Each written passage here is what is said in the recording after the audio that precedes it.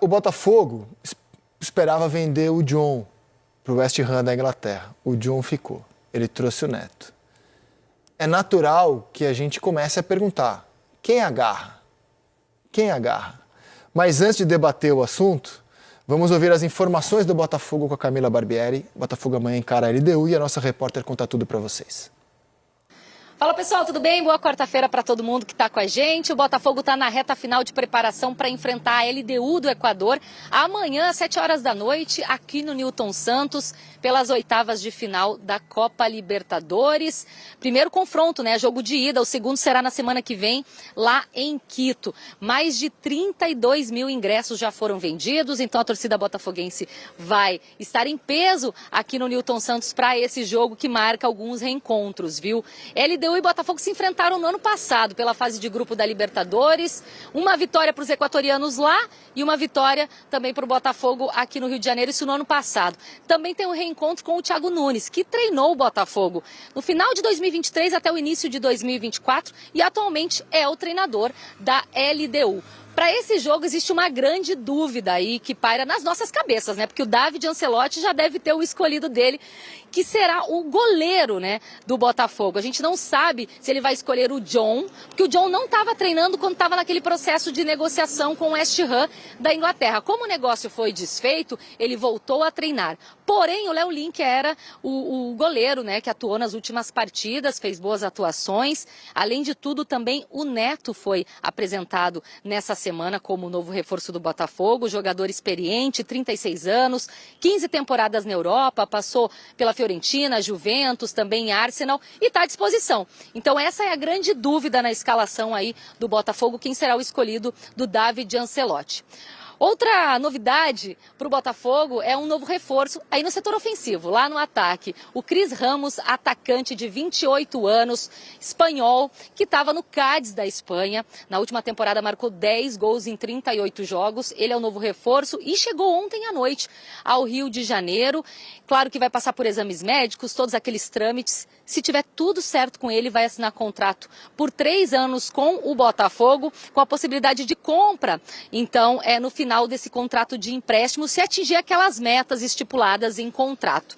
Bom, é isso, pessoal. Então, amanhã há essa grande dúvida aí. Aí eu deixo para vocês aí debaterem e pensarem quem será, o escolhido de David Ancelotti para guardar as redes do Botafogo nesse duelo diante da LDU amanhã.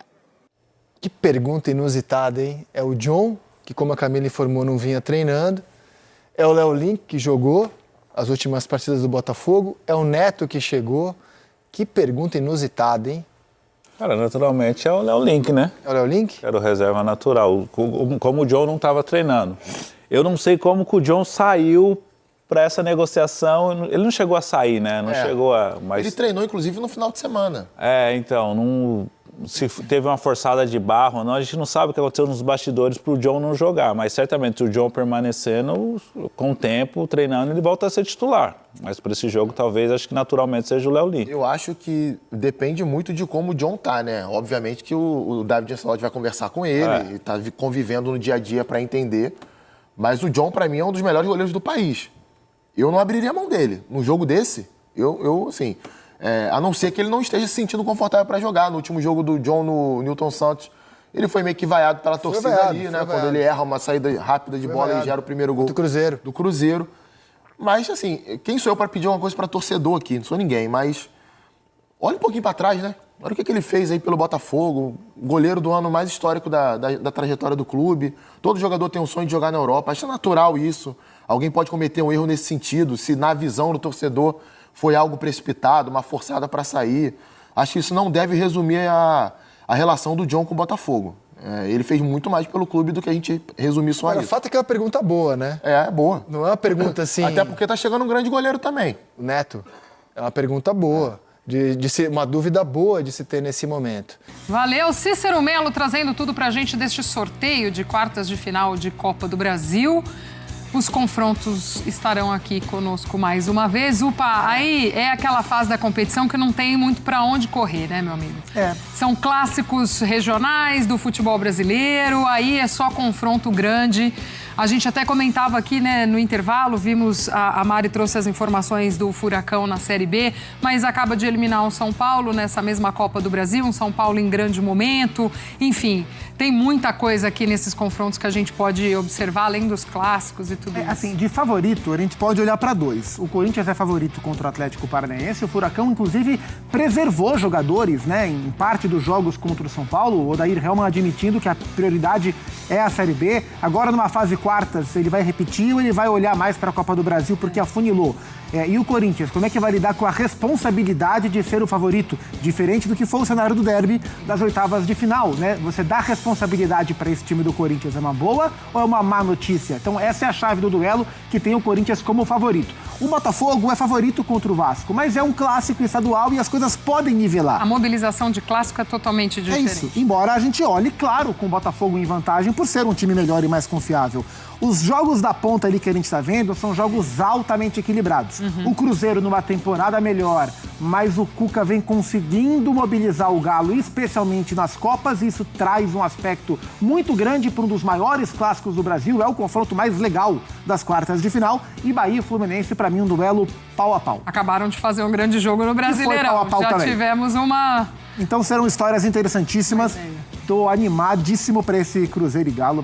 Vão ser dois clássicos incríveis. Inclusive já resolveram Copa do Brasil em 14 e o Atlético foi campeão em cima do Cruzeiro. Não, já perguntaram, imagina Galo e Botafogo na final de novo. Ah, não. Não, a final vai ser Cruzeiro e Bahia. E aí fudeu, né? Na final, mas vamos ver, quem sabe. Mas o Cruzeiro é muito forte pra isso aí, tá? Então, como eu tava falando, eu acho que o finalista do lado de lá vem de quem passar de Cruzeiro e Galo. Eu acho que o Corinthians perdeu o Carrilho O Corinthians... e não vai ter o Memphis, provavelmente, no primeiro jogo. Então, é uma... Caraca, mas aí o Corinthians eliminado com o time do Juliano é brincadeira, né? Depois de... Não? Cinema? Cinema. Porra, mas jogo... Cara, mas é que tá, né? O Atlético Paranaense, sei lá, deve ainda ter chance de... Não, claro que tem chance matemática de subir pra Série A, mas tá complicado, né? Copa do Brasil é um time que tem tradição na Copa do Brasil, né? vencer na Série B. Não, tá bem mal, né? E tá a 5 pontos do Z4 e 8 pontos do G4. É o Corinthians de Vitinho agora. Meu amigo falou aqui, o Dembélé de Itaquera. Inclusive o Vitinho que vai chegar e o Corinthians vai tomar seu transfer ban por causa do Félix Torres, né? Foi na hora Caralho, por certa, causa do hein? Félix Torres. 33 milhões de reais. Não pagaram? Não, mas aí nada de novo dava. Não, nada de novo. Por que pagaria, né? Não é que faz tanto tempo Se que eu eu sou o falado Corinthians, nisso, eu né? devolvo, inclusive. Quer? Não quero não. Paga, Não quero não. Toma aqui de Não volta. quero mais. Mas esse jogo vai ser... Eu acho que esse jogo vai ser dureza, tá? Corinthians e... E Atlético? Acho que vai ser um jogo difícil, cara. Vai, jogo duro. Será? Acho que vai ser difícil. Eu acho que vai ser um jogo físico, mas... Não, isso... tecnicamente vai ser o jogo pior de todos os quatro.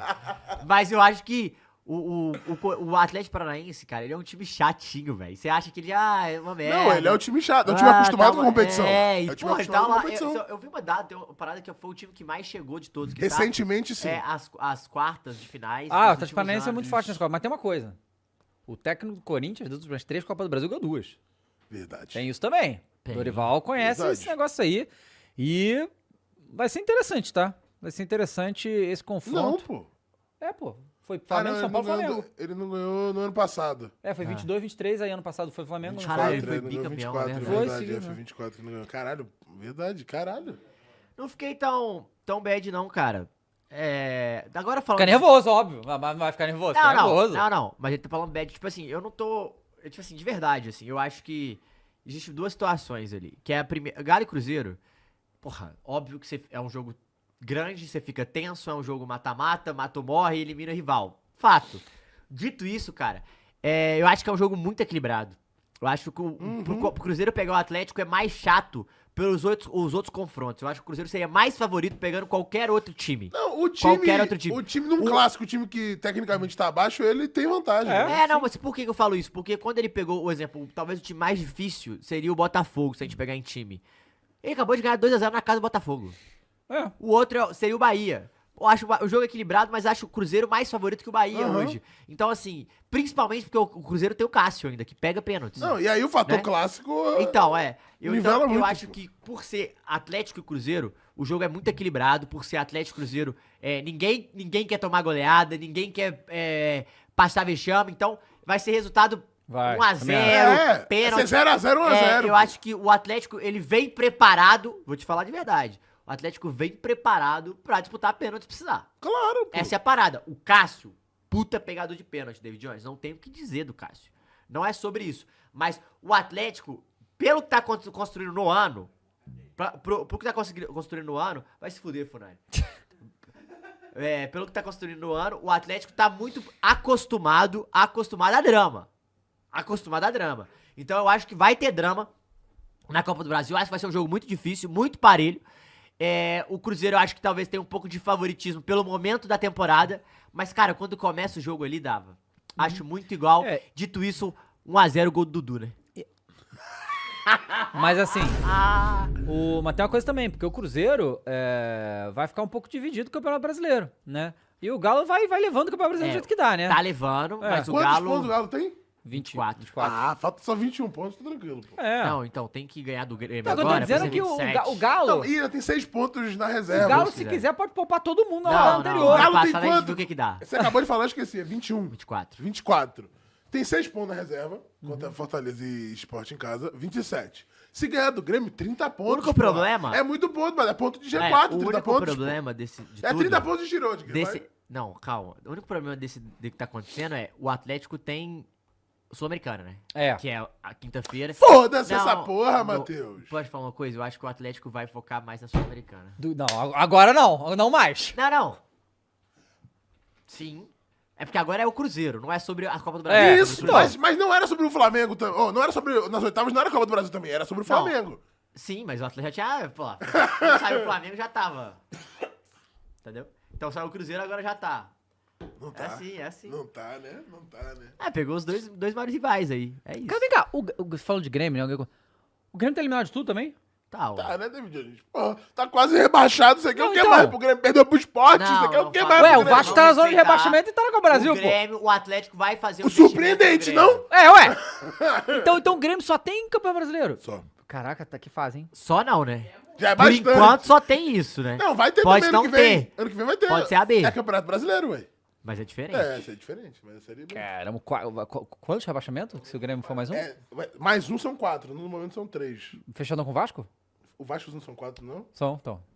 Ah, tá. Então, no momento não tá fechado. O Vasco tem 4, Então o Grêmio tem 3. Acho que o Vasco tem 4 rebaixamentos e 5 Série B. Nossa. Porque em 2020 cai e aí fica 20 e 21, né? Só volta a 22. E o Cruzeiro que tem 1 e 3. Não, perdão. Cai 21 e fica... Não, é isso mesmo. Cai Mas 20, vocês acham 21 que e o Cruzeiro 22. é muito favorito assim? Eu acho que o Cruzeiro é ligeiramente favorito. Tipo 60-40. Não, o Cruzeiro tem mais time, pô. Eu acho que é muito por causa do... Óbvio que o Cruzeiro é mais time, mas por causa da competição. Sim. Porque eu acho que vai ter um estigma de... Porra, pro Cruzeiro voltar aos holofotes na Copa do Brasil, vai ter um gosto pro torcedor que talvez seja relevante do que se fosse ganhar, por exemplo, ano passado a Sula, tá ligado? O povo tá falando aqui que o Botafogo é muito favorito também. Cara, eu acho que pelo time realmente é. Mas é clássico e o Botafogo pode ser 2 clássicos se passar. Vem acabou de trocar de técnico, tá uma bagunça ainda, né? Sei lá, daqui a um mês o que vai estar acontecendo com a Igor, com o Textor, com os jogadores, eu sei lá o que vai estar, né? Daqui 15 dias o jogo de ida e daqui um mês o jogo de volta, né? Então o futebol pois é. Um mês atrás o Fluminense não ganhava nenhum jogo, pô. Exatamente. Não ganhava nada. Estavam botando o Renato. Também. Exato, então. Caraca, mas eu vou te falar, eu até comentei isso aqui antes da live. Tem nada a ver com o Brasil que eu vou falar aqui, mas... Pra mim, aconteceu um monte de coisa no fim de semana no futebol. Mas pra mim a coisa mais bizarra foi o Mano Menezes pediu pra sair, os caras não manter ele. Os caras manter ele é loucura. Os caras terem mantido ele é uma loucura, pô. Parece que é birra assim, não. Tá ligado? Sou eu que digo como você sabe. Cara, mentira que o Scarpa tweetou isso. Não é possível. O que ele tweetou? Alexandrita. Não, mentira. Ele comentou Galo e Cruzeiro, botou a foto e botou: futebol é bom demais. Chama! Maneiro, ué. Ele fala isso? O cara que menos chama jogo da história? Não, chamou quando o Mengão foi. Chama o quê, cara? Acho maneiro, pô. Porque, porra, eu acho que o jogador profissional que ele deve mais gostar jogar um clássico. Assim, né? Um que não seja frouxo, pegar um jogo mata-mata clássico deve ser do caralho, pô. Deve ser muito foda. Porrada neles, Scarpa! No sábado, a goleada, o atropelo do Botafogo pra cima do Fortaleza. 5-0, fora o baile. E a gente viu alguns memes aí, alguns prints. O Renato Paiva conhece o caminho para ganhar desse Botafogo. Conhece. Foi treinador lá, conhece os pontos fortes, os pontos fracos. Ele tem um plano. Xiii, deu muito certo não, né? Deu muito certo não. Botafogo amassou o Fortaleza. Já vou falar da expulsão. Ô, Túlio, eu falei até sexta-feira que pra mim o Botafogo, o Fortaleza, não tinha cara de Série B. De time pra lutar pra não cair. Até sexta-feira, eu insisti. Não vou morrer abraçado com Fortaleza não, cara. Não vou morrer abraçado com Fortaleza. Esse time tá difícil defender. Tá difícil. E a expulsão do Gustavo Mancha, eu vi até muita gente debatendo a expulsão. Pô, cara, pra mim... E aqui, ó, eu vou mais uma vez repetir. Eu acho bem engraçado e bem curioso quando a galera vem falar... Ah, quero ver o que ele vai falar do lance tal. Quero ver o que ele vai falar do lance tal. E a grande maioria não quer ver o que eu vou falar do lance tal. Quer que eu fale do lance tal para concordar. Né? Não aceita se eu tiver opinião diferente. Mas paciência. Eu vou falar a minha opinião. E eu vou discordar de várias pessoas, porque várias vão achar diferente. Não tem problema nenhum. Eu vi muita gente falando, mas ele pega na bola primeiro. Gente, o fato de pegar na bola primeiro não tira a gravidade da entrada. E a consequência da entrada. Ele até talvez não tenha a intenção. Mas o que aconteceu na sequência do lance, ele chega por cima da bola, ele vai no meio da perna do adversário. Inclusive o Daronco, foi o Daronco, né? Foi o Daronco, ele bancou a decisão que ele teve no campo, não seguiu, digamos, a recomendação do VAR. Pois é, o VAR chama, eu já acho que tá errado o VAR chamar. O Daronco tá bem posicionado, tá ali na frente do lance. A chamada do VAR, os próprios caras na cabine não tem ali um consenso de início. Então você tem aquele debate no VAR, na cabine do VAR, para depois chamar o árbitro.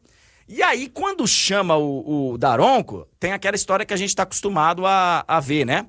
Já chama induzindo o cara. Ó, você vai ver que na sequência vai, mas é só de raspão. E o Daronco vai, banca e ainda fala, olha, vocês me desculpem, mas eu vou manter a minha de campo. Então, assim, parabéns ao Daronco por ter bancado o que ele viu no campo, mesmo com a pressão do VAR. Pra mim, Tulhão, não tem discussão nenhuma. Tem lances que eu vou chegar aqui e vou falar, ó, esse lance poderia ter ido pra um lado, poderia ter ido pro outro. Pra mim, expulsão clara, justa e correta do Gustavo Mancha, que ajudou a afundar o Fortaleza. Eu acho que ele, de fato, não tem a intenção, André, mas é a imprudência, né? Ele assumiu o risco. A partir do momento que ele vai ali, ainda que pegue na bola antes, naquela altura, ele tá assumindo um risco. Ah, foi um acidente, ele meio que escorrega na bola e sobra na canela do jogador. Sim, mas imprudente. Bem mostrado o vermelho. Então, pra mim, não tem discussão, não. E até alguém falou assim, ó, eu não vejo caindo pra Série B, mas tem que ficar esperto. Assim, eu também não vejo caindo pra Série B, mas tá ficando com cara assim. De que vai pelo menos brigar muito pra fugir. Porque já mudou de treinador. E eu fico curioso, André, em relação a essa mudança de treinador, qual vai ser a postura da diretoria do Fortaleza em relação a esse novo treinador? Porque antes você tinha uma paciência, um respaldo que era dado ao Vojvoda, mas você tinha todo um contexto por trás de uma história que ele tinha com o clube. E aí eu fico curioso pra ver como é que vai ser com o Paiva. se o Paiva vão ter paciência com o Paiva, se ele vai ter esse respaldo, porque ele não tem, assim, grandes motivos que banquem isso. E aí a gente vai entender o perfil ali, né? Se vai ser, vamos seguir trocando para tentar achar alguém que dê certo mais imediatamente, ou se vão seguir apostando na manutenção dele. E você falava aí dessas brincadeiras, ele conhece. O problema, sabe o quê? O Paiva conhecia o Botafogo do Paiva. Que é diferente. 3 volantes, né? 3 volantes. Pode, não sei. Então, hoje é outro. Hoje é outro Botafogo. E aí, cara, tem declarações no futebol que... Tem declarações da vida que jamais serão esquecidas e que vão ficar registradas lá. O print é eterno. O torcedor lá que mandou essa e foi printado, já era. Rodrigo Brandão, fala do Fogão. Muito bem, Zeve. E o Cris Ramos já está em solo brasileiro. O atacante espanhol desembarcou ontem, no final da noite, no Aeroporto Internacional Tom Jobim. Vai realizar exames no dia de hoje e, estando tudo ok, vai assinar um contrato de empréstimo de 3 temporadas com o Glorioso, empréstimo com obrigação de compra ao término do contrato, isso se ele atingir algumas metas. O Cris Ramos é a 9ª contratação do Botafogo só nesse meio de temporada, nessa janela pré-Copa do Mundo de clubes e a janela tradicional que vai até o início de setembro. O Cris é um atacante que vai chegar para fazer sombra ao Arthur Cabral, mas ele também atua pelas pontas e pode ser uma opção para atuar na ponta direita, que é uma posição que o Botafogo estava à procura. Eu disse estava porque ontem o Léo Coelho, diretor de futebol do clube, disse que não há interesse na contratação de um jogador para esse setor do campo, que o Botafogo só vai contratar se um desses jogadores da equipe titular for vendido.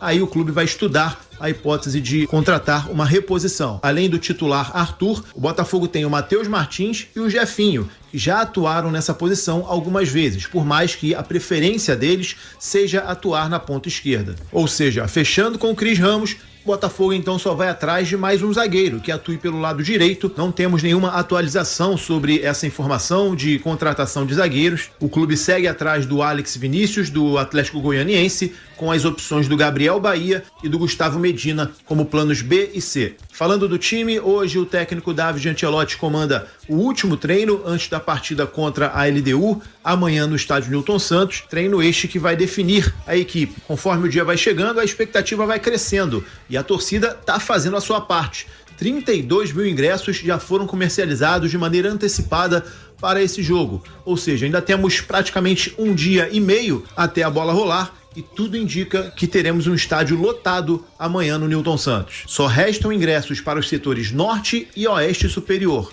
O oeste inferior e todo o setor leste já estão esgotados. Então é isso, Zé. Cris Ramos já está no Brasil, vai realizar exames, estando tudo ok, assina contrato com o Botafogo. Ele não vai participar dos 2 jogos contra a LDU, porque não há tempo hábil para isso, ele também não foi inscrito. A tendência é que ele estreie com a camisa do Botafogo dia 24 de agosto, partida contra o Juventude no Alfredo Jaconi, pela 21ª rodada do Brasileirão. Valeu, Azevedo? Valeu, Rodrigo Brandão. Pois é, esse posicionamento da diretoria, ô Gabriel, vem o Cris Ramos, não querem mais nenhum atacante de lado, né? Porque o Cris Ramos, em tese, faria o papel de centroavante e de atacante de lado. Seria polivalente nesse sentido. E aí o Botafogo mira em mais um zagueiro que ainda não tem o nome. Eu acho que caberia o tal do ponta direita. É porque, no fim das contas, a situação ficou da seguinte forma. O Botafogo, no passado, ele tinha pra ponta direita Luiz Henrique, né? É difícil pra caramba de substituir. E tinha o Júnior Santos, que era um bom reserva. Chegou a jogar muito pela esquerda também, junto com o Luiz Henrique. Mas chegou a jogar até de centroavante, também, lembra? Quando o Tiquinho se lesionou. Exato. 2 especialistas ali da função. 2 jogadores que ocupavam bem a faixa direita do campo. O Botafogo negociou os 2. A priori, o Arthur foi uma reposição, que obviamente não tem o nível do Luiz Henrique, apesar de eu entender que o Arthur é um jogador interessante, não tem o nível do Luiz Henrique. E aí você não buscou mais ninguém. Só pra você tá falando do Arthur baixinho, né? O Arthur baixinho. E aí você tem... Por exemplo, chega o Nathan Fernandes, um jogador que pode jogar pela direita e pela esquerda, mas ainda não tem, de repente, um nível que encante. O Matheus Martins é um cara que tá voltando de novo agora de uma lesão, pode jogar pela direita e pela esquerda, já teve boas participações do Botafogo. Me parece que a equipe, na verdade, me parece que a diretoria vai passar confiança a quem está no elenco. Eu gostaria de ver um ponta direita de muita qualidade chegando. Agora, realmente, se for para contratar qualquer um de um nível mais mediano, aí é melhor tentar na moral para quem já está inserido no elenco e aproveitar a tal oportunidade de mercado caso ela surja. Eu acho que vai ficar uma lacuna ali, mas também não acho um absurdo que a diretoria está pensando em termos de planejamento, não. Precisava de um centroavante para concorrer com o Arthur Cabral, precisa ainda de um zagueiro, o Botafogo está improvisando gente do lado direito depois da lesão do Caio Pantaleão, o Bastos não tem muita previsão de volta, enfim. Dá para entender, o Botafogo também, né, com toda essa situação que está acontecendo nos bastidores, me parece, né, tá afim de gastar tanto dinheiro, muito acima da conta. Eu tô contratou um goleiro ali também, que não estava no planejamento. Talvez passe por isso também. Bom, o Geraldo tá aqui, Azevedo, o Botafogo demonstra interesse em jogador para alguma posição, sempre existirá uma supervalorização.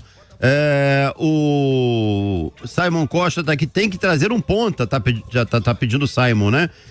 Vamos lá, o Ricardo Bastos, amanhã temos que golear a LDU. O Ricardo tá dizendo o seguinte: espero que o Cris Ramos seja melhor que o Arthur Cabral. Cara, a verdade é essa, o Arthur Cabral ainda tá em observação ali, porque em alguns jogos ele até vai bem, em outros ele deixa muito a desejar, né? Eu acho que é um processo ainda de adaptação de um jogador que fisicamente nem me parece no seu melhor, nem me parece no seu auge ainda.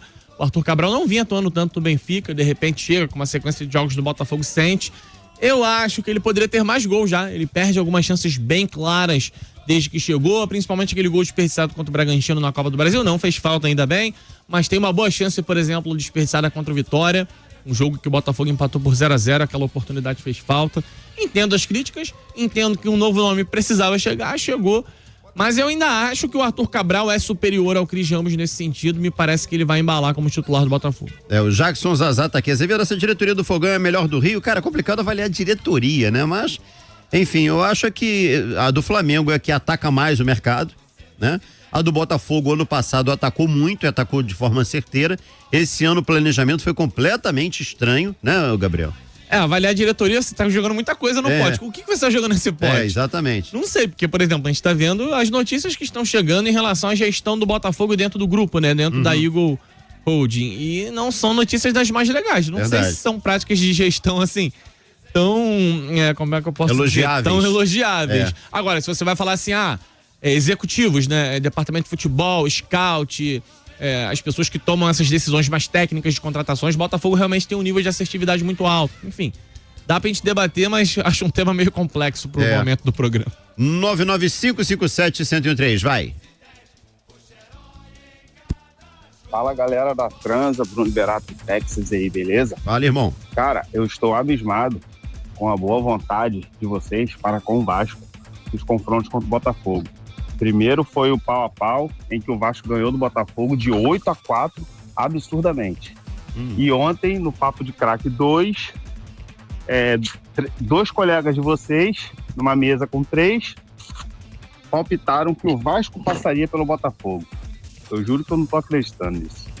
Irmãozão, eu vou te pedir pra você mandar esse áudio pro 2. Cara, então, eu posso responder assim, com maior educação, sem nenhum interesse em ser grosseiro com o Bruno, sempre participa com a gente, mas Bruno, você precisa fazer essa cobrança a quem se posicionou dessa forma, aí você cobra. Lembrando também que cada um tem o direito de ter a opinião que bem entender, né? Todo mundo livre. Eu, por exemplo, não concordo com esses colegas, mas você tem que pensar nesses caras, porque você mandou um áudio dizendo com a boa vontade de vocês, sendo que nem eu, nem o Azevedo estávamos nessa mesa ontem. Não, e no pau e nem na do pau a pau. Eu participei do pau a pau, só que eu fui voto vencido, eu votei várias vezes, no Botafogo. Então, cara, vocês botam todo mundo no mesmo pacote, irmão, decide aí quem falou e vai cobrar quem falou. Mas manda pro 2 que a galera te explica lá, cara. Aí você participa do debate, cobra quem tem que cobrar. É verdade. Calma, não vai embora ainda. Aqui em cima tem um vídeo especialmente escolhido pra você.